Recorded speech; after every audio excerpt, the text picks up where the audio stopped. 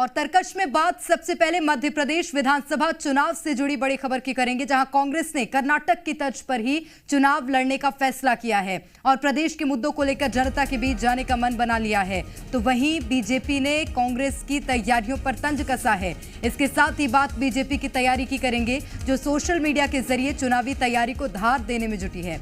आज social media team की अहम बैठक हुई, जहां दिए गए दिशा निर्देशों पर काम करने पर जोर दिया गया। तरकश में बात छत्तीसगढ़ की भी करेंगे। छत्तीसगढ़ में अब पीएससी के नतीजों पर सियासत शुरू हो गई है। बीजेपी लगातार नतीजों को लेकर सरकार पर हमलावर है, तो वहीं आज एबीवीपी के छात्रों ने उग्र प्रदर्शन भी किया। वहीं पीएससी के मुद्दे पर सियासी बयानबाजी तेज हो गई है। इस मुद्दे के साथ साथ अब नेता एक दूसरे के कार्यकाल को याद दिलाने में जुट गए हैं। और आखिरी में बात बीजेपी के उस दांव की जो काफी सटीक बैठता नजर आ रहा है। बीजेपी बूथ विजय संकल्प अभियान के तहत जहां संगठन को मजबूत करने में जुटी है, तो वहीं नाराज कार्यकर्ताओं को खेलों के जरिए मनाने की कवायद जारी है।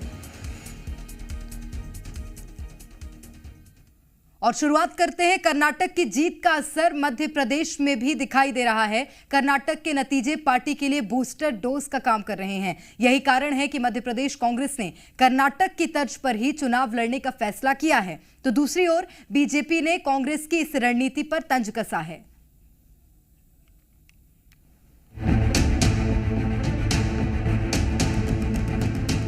कर्नाटक में कांग्रेस की शानदार जीत पार्टी के लिए बूस्टर डोज का काम कर रही है। अब इसी तर्ज पर एमपी में रणनीति तैयार की जा रही है। जिस तरह कांग्रेस ने कर्नाटक में लोकल मुद्दों को उठाया, उसी तरह एमपी में भी कांग्रेस अब लोकल मुद्दों को लेकर जनता के बीच जाने की तैयारी में है। विधानसभा चुनाव के लिए कांग्रेस की क्या कुछ रणनीति है, जरा वो समझिए।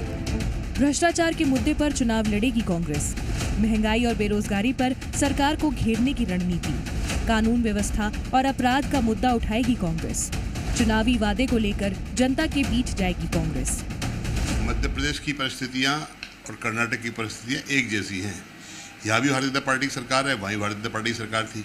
वहाँ पर भी लोगों के साथ, कार्यकर्ताओं के साथ जिस तरह अन्याय होता था, कांग्रेस कार्यकर्ताओं को परेशान किया जाता था, यहाँ पर भी किया जाता है। कमलनाथ जी के नेतृत्व तो चुनाव लड़ा जाना है, सारे नेता एक साथ हैं, एकजुट हैं।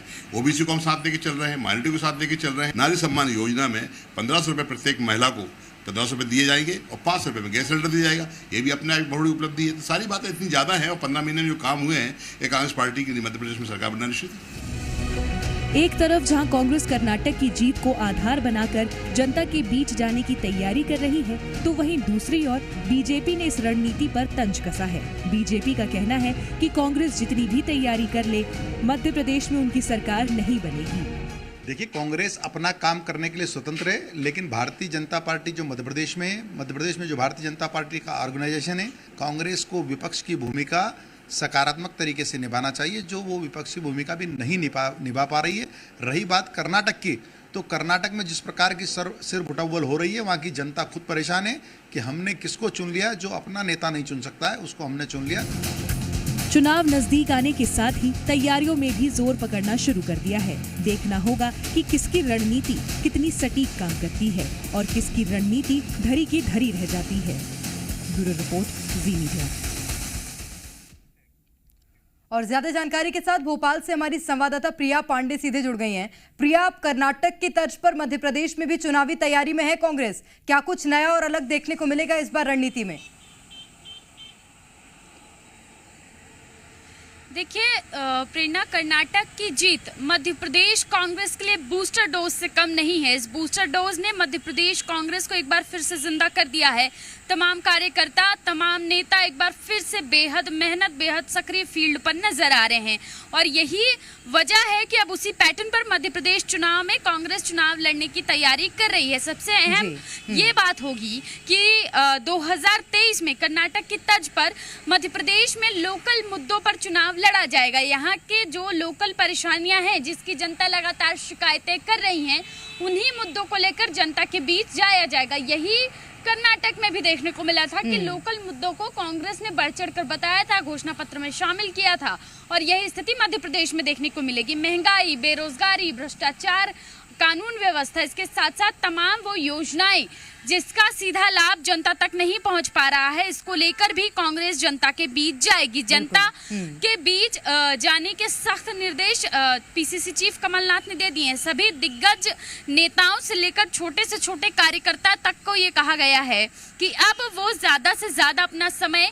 जनता के बीच बिताए, जनता के बीच जाए, जनता के पास जाए, उन्हें बताए कि क्या क्या कुनीतियां हैं, क्या क्या शासन की विफलताएं हैं, कैसे जो योजनाएं तैयार की जा रही हैं उसका सीधा लाभ जनता तक नहीं पहुंच रहा है, किस तरह से, और अगर कांग्रेस की सरकार आती है तो क्या कुछ लाभ, क्या कुछ वादे अब तक कांग्रेस ने किए हैं जिसका सीधा लाभ जनता को मिलेगा। इन तमाम मुद्दों को लेकर जनता के बीच जाने को कहा गया है। बहरहाल बीजेपी इस पर काउंटर करती नजर आती है। बीजेपी कह रही है कि कांग्रेस चाहे जितना प्रयास कर ले, बीजेपी ने 18 साल में बेहतर काम किया और यही वजह है कि जनता जो है वो बीजेपी के साथ है। अब ये जरूर देखना होगा प्रेरणा कि दोनों ही पार्टियां दम भर रही हैं कि जनता उनके साथ है, लेकिन जब चुनाव परिणाम आएंगे 2023 के तो पता चल जाएगा कि मध्य प्रदेश की जनता आखिर किसके साथ है। निश्चित रूप से, और इन सब में सबसे महत्वपूर्ण यही है कि कांग्रेस कार्यकर्ताओं का कर्नाटक जीत के बाद अब जोश हाई है। बहुत शुक्रिया प्रिया आपका तमाम जानकारी के लिए।